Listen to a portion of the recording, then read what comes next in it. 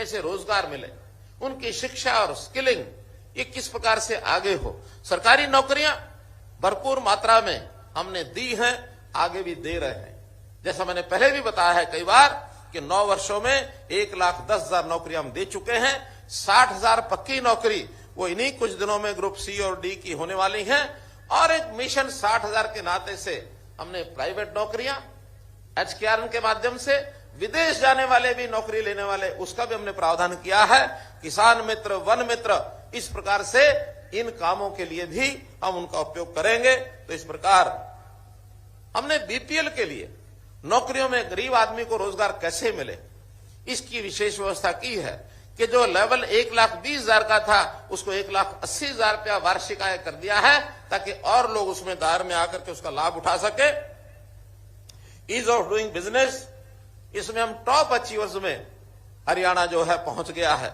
इसी प्रकार MSME में भी देश में हमारा 3रा स्थान है। विश्व की 400 फॉर्चून कंपनीज ये गुरुग्राम में आ गई हैं। गुरुग्राम में भी एक व्यवसाय का, एक नौकरियों का स्कोप जो है बहुत बड़ा है और हमारा जो निवेश है वो लगातार बढ़ रहा है। चाहे वो गुड़गांव, दिल्ली के आसपास NCR एरिया, अथवा पंचकुला, अथवा करनाल, अथवा पानीपत, सोनीपत, हिसार में नए एयरपोर्ट के कारण से भी बहुत से ऐसे विषय और वो हमारे ध्यान में आ रहे हैं। अभी हमने देश के अंदर बहुत बड़े जो स्थान प्राप्त किए हैं, खाद्य भंडारण, इसमें हमारा देश में 2रा स्थान है। पढ़ी लिखी पंचायत वाला हमारा एकमात्र प्रदेश ये हरियाणा बना है। देश में खेलों में सर्वाधिक पदक ये हरियाणा लेकर के आता है। ओलंपिक और अंतर्राष्ट्रीय खेल प्रतियोगिता में जीतने वाले जो खिलाड़ी हैं उनको 6 करोड़ रुपए की राशि देने वाला हरियाणा एकमात्र प्रदेश है। देश में सर्वाधिक सामाजिक सुरक्षा पेंशन 3,000 रुपया प्रति मास, ये हरियाणा एकमात्र ऐसा प्रदेश है। तो मित्रों, स्वाभिमान के नाते, सुशासन के नाते, सेवा के नाते, जिसको मैं 7S, एक 7 स्टार मॉडल हरियाणा विकास का, शिक्षा, सुरक्षा, स्वास्थ्य, स्वाभिमान, स्वावलंबन, सुशासन और सेवा, इस माध्यम से हम लगातार आगे बढ़ रहे हैं। हमारे यहाँ सुशासन के नाते हमने व्यवस्थाएं इतनी अच्छी अपनी आर्थिक व्यवस्थाएं की हैं कि प्रति व्यक्ति आय आज पूरे देश में बड़े राज्यों में सर्वाधिक हरियाणा की 2,96,685 रुपया प्रति व्यक्ति आय हो गई है पिछले वर्ष में। ऐसे ही हमने खिलाड़ियों को प्रोत्साहन देने के लिए 1100 नई नर्सरीज ये खोली हैं। इससे भी हमारे युवकों का वो स्वाभिमान, सुशासन के नाते से मन प्रसन्न होता है। देश की GDP में साइज हमारा 1.4% है आबादी यानी एरिया का, लेकिन हम GDP के अंदर 4% का योगदान करते हैं। मित्रों, प्रति व्यक्ति GST संग्रहण ये सारे देश में हमारा सर्वाधिक है। आज 35,000 रुपया जो सर्वाधिक है हमारा प्रति व्यक्ति GST कलेक्शन होता है। हम अपने देश का और केंद्र के नाते केंद्र सरकार को भी उसका 50% का हिस्सा हमको देना होता है, वो भी हम बखूबी उसमें बहुत बड़ा कंट्रीब्यूशन ये सब कर रहे हैं। हमारा हरियाणा तकनीक में और तरक्की में दोनों में आगे है।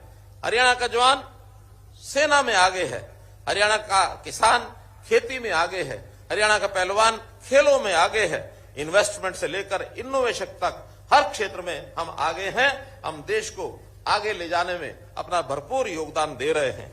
भाइयों बहनों, गणतंत्र का अर्थ होता है कि जनता की भागीदारी और जनता को उसके घर बैठे सेवाएं देना। हमने परिवार पहचान पत्र बनाकर जनता के घर तक पहुंचने का जो कार्यक्रम किया है, ये है हरियाणा में वास्तव में लोकतंत्र। लोकतंत्र केवल कहने का विषय नहीं है। लोकतंत्र में, गणतंत्र में, गण यानी जनता, तंत्र माने शासन। लोकतंत्र में भी लोक यानी जनता, यंत्र माने शासन। तो वास्तव में लोगों की भागीदारी, उनके घर तक पहुंचने का हमारा जो काम, इसके लिए हमने बहुत से जो कार्यक्रम किए हैं। हमने पंचायतों को और अधिक दिए हैं, अधिकार दिए हैं, और पंचायतों में शुचिता लाने के लिए ई-टेंडरिंग के हमने की व्यवस्था की है। किसानों को मुआवजा, फसल के पैसे उसके घर में, उसके खाते में पहुंच जाए। वास्तव में यही तो गणतंत्र है, उसको धक्के ना खाने पड़े। इसी प्रकार लालडोरा मुक्त गांव, शहरी दुकानदारों को मालिकाना हक, यही तो गणतंत्र है। गणतंत्र की परिभाषा में मैं कहूंगा कि गांव के लोग और शहर के लोग आज दफ्तर, दरखास्त और दस्तावेज तीनों को खत्म कर दिया है, सब व्यवस्थाएं ऑनलाइन कर दी हैं, अपने घर बैठे सब सेवाओं का लाभ उठाएं, यही तो गणतंत्र है। आखिर लोग दफ्तरों के धक्के ना खाएं, योजनाएं और सेवाएं घर तक पहुंचे, यही तो गणतंत्र है। मेरे लिए अंत्योदय यह भी एक गणतंत्र है, ताकि पंक्ति में खड़ा अंतिम व्यक्ति उसकी सेवा ये पहले की जा सके। मित्रों, भाइयों बहनों, अभी जैसे गणतंत्र दिवस पर झांकियां आज ही निकाली गई हैं, मुझे आपको बताते हुए बड़ी खुशी हो रही है कि पिछले लगातार 3 वर्षों में, क्योंकि वहां झांकियों का चयन होता है, सारे देश में बढ़िया थीम, बढ़िया योजना को लेके आने वाली झांकी, उसी को शामिल किया जाता है। और हमने पिछले 2022 में अपने खेलों के माध्यम से खिलाड़ियों का प्रदर्शन, इसकी झांकी हमारी सिलेक्ट हुई। 2023 में हमारी गीता जयंती की झांकी, अंतर्राष्ट्रीय गीता जयंती, जो विश्व एक प्रकार से प्रसिद्ध ऐसा कार्यक्रम बन गया है, उसकी झांकी हमारी सिलेक्ट हुई। और इस बार आज भी हरियाणा की एक झांकी सिलेक्ट हुई, और जो उसमें परिवार पहचान पत्र की हमारी जो सेवा है, ये सिलेक्ट की गई और इसको देश और दुनिया के सामने रखा गया कि हरियाणा में इस प्रकार का कार्यक्रम चलाया गया है। भाई बहनों, एक विषय का अगर मैं उल्लेख नहीं करता हूं तो शायद मेरी बात अधूरी रह जाएगी, और वो है अभी अयोध्या में प्रभु श्री रामचंद्र जी का जो मंदिर और वहां जो प्राण प्रतिष्ठा की गई 22 जनवरी को, जिसका देश भर में एक उल्लास, एक राम की जो एक मन में भावना, राम राज्य की कल्पना, ये सब की गई है। अगर मैं इसको अपनी शासन व्यवस्था के साथ जोड़ता हूं तो हमने तो जब से शुरू किया तब से राम राज्य की धारणा अवधारणा को ध्यान में रखते हुए, और किस प्रकार से उसमें यानी राम राज्य के सिद्धांत, ग्राम स्वराज्य, इसके लिए हमने काम किया। महिलाओं को 50% का प्रतिनिधित्व हमने दिया। गांव में अपने आप अपनी शासन व्यवस्था वो चलाएं, ये हमने किया। हमने राम राज्य का सिद्धांत, प्राण जाए पर वचन न जाए, जो हमने कभी भी कहा उसको पूरा किया, जो नहीं कर पाते उसको कहते भी नहीं है। इसलिए हमारा वचन जो होता है पक्का होता है, समय उसमें लग सकता है, क्योंकि बाधाएं डालने वाले बहुत लोग डालते हैं। नौकरियों की बात जब हम करते हैं, व्यवस्थाएं बनाते हैं, लेकिन एक गैंग हरियाणा में भर्ती रोको गैंग, और इसके पीछे की जो ताकतें हैं, वो हमारी इस बातें अच्छे आगे बढ़ ना जाए, उनको भय लगता है, कहीं ना कहीं कोर्ट में जाकर इधर उधर जाकर उसके व्यवधान डालने में वो काम करते हैं। वरना हम पारदर्शी तरीके से ये सब काम करते हैं। प्रभु श्री रामचंद्र जी के गुण में उनका ये आता है कि गरीबों को, वंचितों को, उनको किस प्रकार से याद रखा जाए। हम उनकी बात को जानते हैं, जैसा कि जिस प्रकार से शबरी के पास वो गए, शबरी के बेर, ये कहानी हमने सुनी है। निषाद राज को उन्होंने अपना मित्र बनाया, गरीब परिवारों के अंदर जाकर के किस प्रकार से अपने संबंध बनाते थे। तो हम भी उसी हिसाब से अंत्योदय की भावना से, चाहे गरीब का परिवार उसको 5 अंक अलग से देकर और उसको अपना भागीदार बनाया जाए शासन व्यवस्था में, उसके घर में हर प्रकार से सहायता पहुंचाई जाए, चाहे राशन है, चाहे उसके लिए घर की व्यवस्था है, चाहे बिजली के बल्ब की व्यवस्था है, चाहे नल से जल की व्यवस्था है, चाहे गैस सिलेंडर की व्यवस्था है। गरीब परिवार को किस प्रकार से मुख्य धारा में लाना और कैसे उसकी सहायता जो आवश्यकता उसको पूरा करना, ये हमारा उसी में से और एक विषय। महिलाओं के प्रति उनका जिस प्रकार का भाव रहता था, यानी देवी अहिल्या को उन्होंने किस प्रकार से पत्थर की मूर्ति को जीवंत कर दिया, किस प्रकार से उन्होंने महिलाओं के प्रति मन में एक भाव रहता था।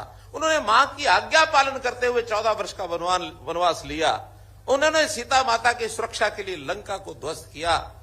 तो एक प्रकार से ऐसा माना जाता है कि महिलाओं का मान सम्मान आदर आज राम राज्य में उसी प्रकार से हो।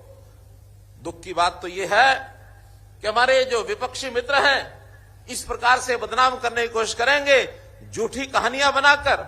अभी सिरसा के अंदर एक बहुत बड़ी कहानी बनाई गई कि महिलाओं के खिलाफ और इस प्रकार से अत्याचार हो रहे हैं। पता किया गया एक अध्यापक की शरारत से सारा समाचार घूम गया। कई दिन हमारे पुलिस के उसमें लग गए, सैकड़ों बच्चियों के साथ इंटरव्यू किया, अंततोगत्वा कुछ नहीं निकला। अभी पिछले दिनों में एक और उन्होंने इसी प्रकार की घिनौनी हरकत को सपोर्ट करना शुरू किया। यमुना पंचकूला की कोई घटना बताई गई जबकि उसमें कोई तथ्य पाए नहीं गए हैं। अनोनिमस शिकायतें करके और बात को बतंगड़ को आगे बढ़ाना और उसके बाद लगातार बिना जांच के ये पॉलिटिकल पार्टियां और उसको लेकर के आगे बढ़ जाती हैं। केवल एक ही हेतु होता है कि किस प्रकार से सत्ता को बदनाम किया जाए। मित्रों, मैं आपको आपके माध्यम से मैं हरियाणा की जनता को विश्वास दिलाना चाहता हूं कि बच्चियों के साथ किसी प्रकार का अपराध होगा, 12 वर्ष तक की बच्ची के साथ अपराध हुआ, शोषण हुआ, तो उसको फांसी की सजा करने वाला हरियाणा पहला प्रदेश है। हम कहीं भी किसी प्रकार से अपनी मां बेटियों की रक्षा सुरक्षा करना, उनका सम्मान करना, ये हमारा पहला दायित्व है। मित्रों, भाइयों बहनों, सभी को न्याय मिले, किसी के साथ अन्याय न हो। भगवान राम ने ये भी किया, रावण को, आतताई को अन्याय के विरुद्ध बदला लेकर उसका वध किया। ऐसे ही हमने भी अन्याय किसी के साथ ना हो। अगर मैं देखूं तो नौकरियां मिशन पर देने के पीछे उद्देश्य यही है कि अच्छे बच्चे पढ़ाई वाले, उनके साथ अन्याय होता था और ये पर्ची खर्ची वाले आगे बढ़ जाते थे। बहुत विरोध के बावजूद आज हमने लागू किया कि नहीं, मेरिट के ऊपर ही नौकरी मिलेगी। हाँ, यदि कोई कमजोर परिवार का व्यक्ति है तो उसको 5% अंक अधिक दिए जा सकते हैं, सबको बता के दिए जा सकते हैं, छुप करके नहीं दिए जा सकते। तुमने एचकेआर में भी नौकरी गरीब परिवार को पहले देने का काम किया ताकि उसके घर का गुजारा ये चल जाए, किसी प्रकार से अपने पैरों पर खड़ा हो जाए। तो सबको न्याय देने के नाते से हमने चाहे ऑनलाइन ट्रांसफर हो, चाहे हमने करप्शन खत्म करने के लिए इतने कदम उठाए हैं, एंटी करप्शन ब्यूरो बनाया है। और आज धधकते हैं लोग, घबराते हैं कि कहीं पकड़ा ना जाऊं, कहीं मेरे खिलाफ कार्रवाई ना हो जाए। हमारे सब विभाग करप्शन को दूर करने के लिए और सजग हैं, उस नाते से आगे बढ़ रहे हैं। हमने कास्ट बेस्ड पॉलिटिक्स को खत्म किया, हरियाणा एक, हरियाणवी एक, इस नारे को हमने दिया। हमने क्राइम को खत्म करने के लिए हमारे पुलिस विभाग के लोग, अन्य एजेंसियों के लोग लगातार काम कर रहे हैं, जिसके ऊपर कोई समझौता कभी किया नहीं जाएगा। तो भाइयों बहनों, हरियाणा भी जो है इस नाते से पिछले 9.5 साल में अपने एक प्रकार से आगे बढ़ने की जो हमारे एक संकल्प है उसको लेकर के आगे चल रहे हैं। हाँ, आज के दिन मैं कुछ घोषणाएं भी करना चाहता हूं, छोटी बड़ी कुछ भी हो सकती है जनता के लाभ के लिए, जिसके अंदर सबसे पहले तो मकान के नाते से प्रधानमंत्री आवास योजना के बाद हमने मुख्यमंत्री शहरी आवास योजना के अंतर्गत एक विज्ञापन के माध्यम से लोगों से 2 प्रकार की उनकी इच्छा पूछी है। कोई प्लॉट सरकारी सहायता के माध्यम से, कुछ पार्टिसिपेशन प्लॉट होल्डर का होगा, कुछ सरकार का होगा, उस नाते से, और 1 लाख के लगभग लोगों ने अप्लाई किया है कि हमको प्लॉट छोटा मिल जाए, जो बेघर लोग हैं, गरीब लोग हैं। ऐसे ही मकान के नाते एक छोटा फ्लैट मिल जाए, ऐसे भी इतने ही लोग हैं जिन्होंने अप्लाई किया है। तो 1 फरवरी से 11 शहरों की उस योजना का पहला चरण है, 11 शहरों का पोर्टल खुलेगा, जिसके अंदर 30 गज का प्लॉट, उनको जो मामूली राशि है वो जमा करा करके उसमें भागीदारी कर सकेंगे। और इसको बहुत जल्दी हमने चिन्हित जगह कर ली है, उनको एक प्लॉट दिया जाएगा, बैंकों से लोन लेके दिया जाएगा। केंद्र सरकार और हरियाणा सरकार का अपना योगदान होगा ताकि वो थोड़ा पैसा लगा करके भी अपने प्लॉट पर अपना मकान बना सके। इसी प्रकार हमने गरीबों के लिए, किसानों के लिए और अटल कैंटीन खोली है। उन अटल कैंटीन में जो हरियाणा मार्केटिंग बोर्ड है, उस हरियाणा मार्केटिंग बोर्ड में अभी तक 25 मंडियों में ये कैंटीन चलती है, जो 5 महीने चलती है। अभी हमने तय किया है कि 15 और मंडियों में इस प्रकार की कैंटीन खोली जाएंगी और 5 महीनों के बजाय वो साल भर चलेंगी। अब साल भर के लिए 40 कैंटीन के अंदर, और ये व्यवस्था अगले महीने 1 फरवरी से शुरू हो जाएगी। ऐसे ही बिजली बिलों की व्यवस्था, बहुत बड़ी मांग थी कि 2 महीने के बिल की बजाय हर महीने बिल आना चाहिए। हमने पहले चरण में पायलट प्रोजेक्ट के तौर पर अभी 1 फरवरी से हिसार, महेंद्रगढ़, करनाल और पंचकुला, इन 4 जिलों में मासिक बिल आया करेगा 2 महीने की बजाय। तो उसमें 1 महीने में जो रीडर है, मीटर रीडर, वो जाएगा, और बीच में अगले अल्टरनेटिव महीने में जो कंज्यूमर है वो खुद अपने ऐप के माध्यम से, टेलीफोन के माध्यम से घर की रीडिंग को वो भेजेगा, ताकि व्यवस्था में सुधार भी रहे और लोगों को लाभ भी इसका मिले। करनाल के नाते से अभी हमने हॉकी स्टेडियम कैलाश नगर नगर निगम करनाल के अंदर उसका उद्घाटन 24 जनवरी को किया है। इसकी भी मैं आपको बहुत बहुत बधाई देता हूं करनाल वासियों को। 18 करोड़ का ये जो एक इंटरनेशनल लेवल का स्टेडियम, हॉकी स्टेडियम, इसका उद्घाटन हो गया है। इसके ऊपर आगे के कार्यक्रम हम करवा करके इसका लाभ उठा सकेंगे। डॉक्टर मंगल सेन जो ऑडिटोरियम है, डॉक्टर मंगल सेन ऑडिटोरियम में एक बड़ी जो मूर्ति है, उस बड़ी मूर्ति का स्टैच्यू का एक घोषणा मैं करता हूं। वहां एक स्टैच्यू लगाया जाएगा और इसी प्रकार से हमारी जो बहन वैज्ञानिक कल्पना चावला, इनके नाम का एक स्टैच्यू, और ये जो medical college Kalpana Chawla medical college है, उसके अंदर एक स्टैच्यू इसको लगाया जाएगा। और मैं समझता हूं कि बहुत जल्दी हो सकता है 1 महीने के अंदर अंदर इन दोनों स्टैच्यू को लगाने का और हम प्रावधान करेंगे। मित्रों,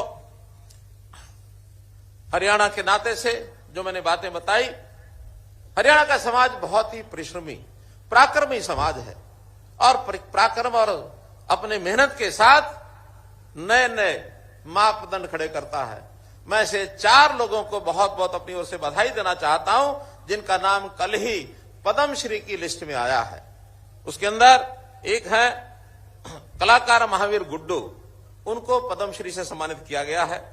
ऐसे ही सामाजिक कार्यकर्ता है सिरसा के गुरविंदर सिंह, वो एक ऐसा है बच्चों का जो दिव्यांग बच्चे हैं, उनकी सेवा का एक बहुत बड़ा प्रकल्प चलाते हैं। हालांकि स्वयं भी वो दिव्यांग हैं, उसके बावजूद एक सेवा का बड़ा काम वो करते हैं। उनको भी पद्मश्री से सम्मानित किया गया है। हमारे यहाँ कृषि वैज्ञानिकों की बड़ी श्रृंखला है, तो 2 कृषि वैज्ञानिक श्री हरिओम जी और श्री रामचंद्र सिहाग जी, इन दोनों को भी पद्मश्री से सम्मानित किया गया है। इन चारों को बहुत ही मैं बधाई देता हूं। अंत में आप लोगों से सबसे मैं अपील करूंगा कि हरियाणा के इस बढ़ते प्रगति के अंदर हम सब लोग भागीदार बने। सरकार की योजनाओं में, चाहे वो ईज ऑफ लिविंग के नाते से नई योजनाएं हम बना रहे हैं, चाहे वो अन्य प्रकार के सरकारी कार्यक्रमों में भागीदार बनेंगे, तो निश्चित रूप से हरियाणा सद्भाव, सौहार्द, समान विकास, समरसता, सहिष्णुता, इस ओर एक खुशहाल समाज हरियाणा का बने।